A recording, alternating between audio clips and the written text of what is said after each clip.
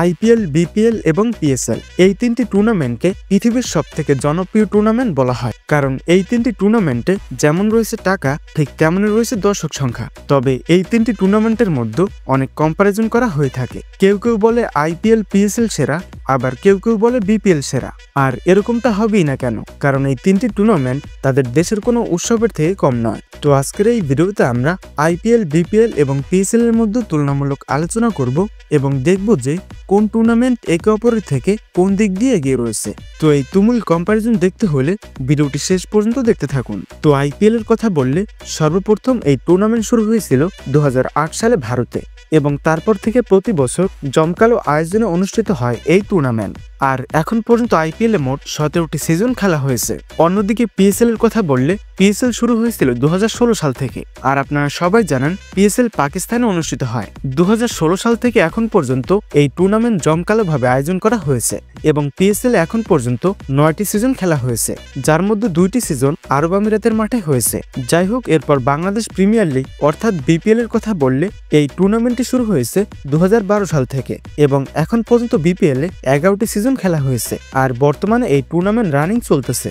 তো এবার যদি আবার আইপিএল এর কথা বলি, তাহলে শুরুর দিকে আইপিএল টুর্নামেন্টে 8টি দল পার্টিসিপেট করলেও 2022 সাল থেকে এই টুর্নামেন্টে 10টি টিম পার্টিসিপেট করে থাকে, যার মধ্যে রয়েছে Chennai Super Kings, Kolkata Knight Riders, Rajasthan Royals, Mumbai Indians, Sunriser Hyderabad, Royal Challenger Bengaluru, Gujarat Titans, Lucknow Super Giant, Punjab Kings এবং দিল্লি ক্যাপিটালস। এই 10টি টিম মিলে আইপিএল টুর্নামেন্ট পরিচালিত হয়। বর্তমানে এই টুর্নামেন্টে প্রথম থেকে শেষ পর্যন্ত মোট 74টি ম্যাচ খেলা হয়ে থাকে, যা 1.5 থেকে 2 মাস ব্যাপী পরিচালিত হয়। অন্যদিকে পাকিস্তান সুপার লিগ অর্থাৎ পিএসএল এর কথা বললে এই টুর্নামেন্টে মোট 6টি টিম নিয়ে খেলা অনুষ্ঠিত হয়, যার মধ্যে রয়েছে Islamabad United, Lahore Qalandars, Multan Sultans, Karachi Kings, Quetta Gladiators এবং পেশোয়ার জালমি। এই 6টি টিম নিয়ে পিএসএল খেলা পরিচালিত হয় এবং বর্তমানে এই টুর্নামেন্টে প্রথম থেকে শেষ পর্যন্ত মোট 34টি ম্যাচ খেলা হয়ে থাকে, যা 1 মাস ব্যাপী জমকালোভাবে আয়োজন করা হয়। এবার বিপিএল এর কথা বললে এই টুর্নামেন্টে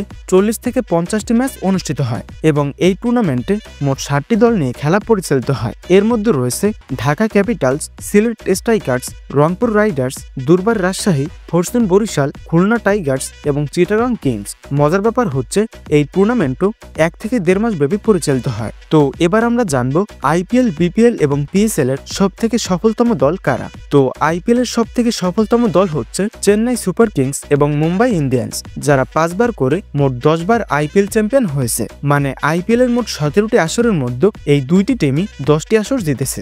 আর বাকি 7টি আসরের মধ্যে কলকাতা নাইট রাইডার্স 3 বার, ডেকান চার্জার্স 1 বার, রাজস্থান রয়্যালস 1 বার, সানরাইজার হায়দ্রাবাদ 1 বার এবং গুজরাট টাইটান্স 1 বার আইপিএল চ্যাম্পিয়ন হয়েছে। এবং সব থেকে ফাইনাল খেলা দল হচ্ছে চেন্নাই সুপার কিংস, যারা 17টি আসরের মধ্যে 10 বার ফাইনাল খেলেছে।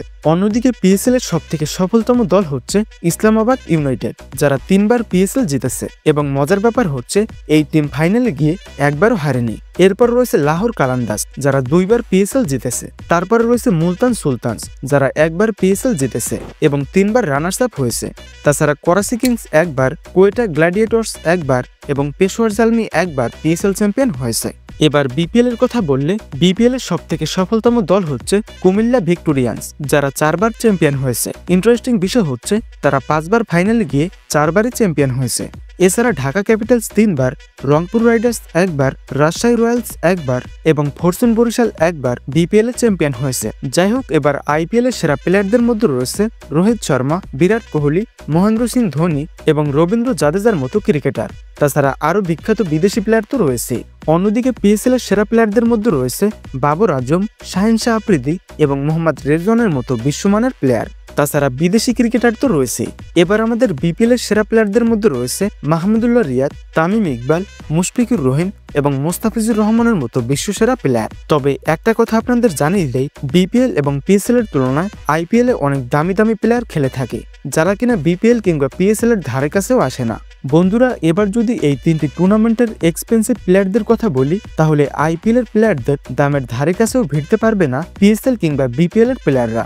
সহজভাবে বলতে গেলে আইপিএল এর টিমগুলো প্রতি বছর এক একটি প্লেয়ারের পেছনে টাকার বৃষ্টি ঝরিয়ে থাকে। আইপিএল এর এক একটি টিম একটি মাত্র প্লেয়ারের পেছনে 20 থেকে 25 কোটি রুপি বাজেট করে থাকে।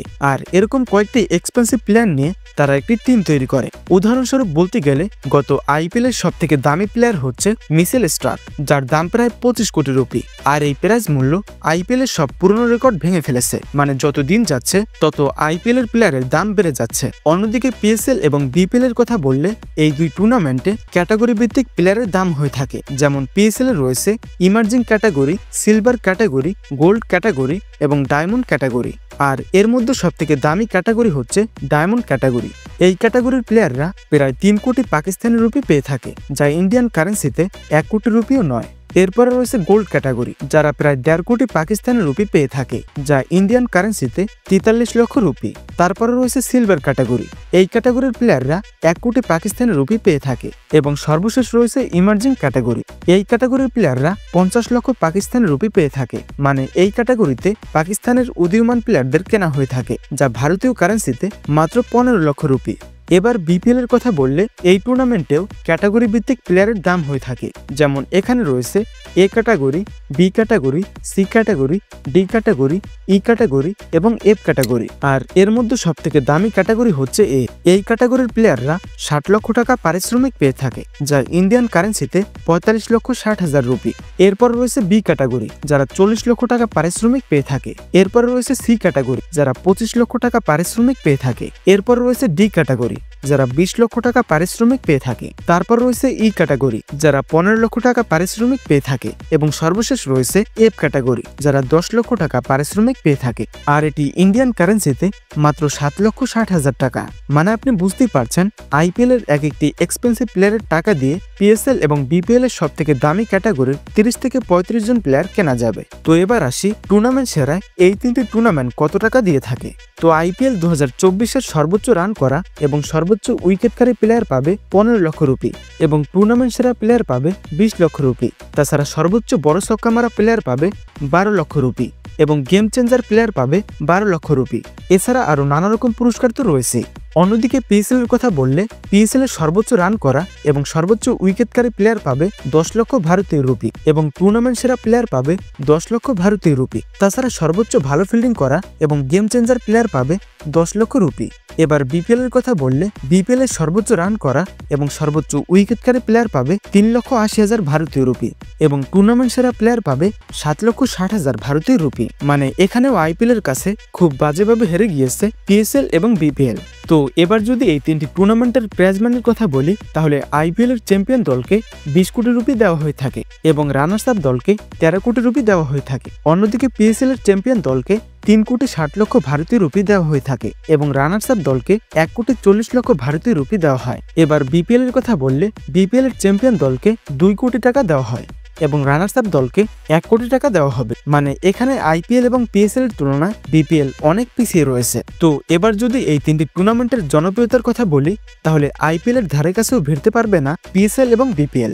কারণ দর্শক মাতানোর জন্য আইপিএল প্রতি বছর যে টাকা খরচ করে তা দিয়ে ক্রিকেটের অন্যান্য লিগ অনায়াসেই পরিচালিত হয়ে যাবে।